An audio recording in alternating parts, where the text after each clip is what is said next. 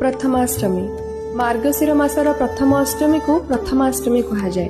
हेले काहेकि गीतारे भगवान श्रीकृष्ण कहिसंती मासानंग मार्गशीर अहम अर्थात भगवान कहिसंती मास मध्यरे से निजे होचंती मार्गशीर। तेणु मार्गशीर मास जे सबु मास मध्यरे उत्कृष्ट एथिरे कोनोसी दिमत नाही। एही आधार रे पूर्व काल रे ओडिया पांजी गणना अनुसार मार्गशीर हेउथिला प्रथम मास।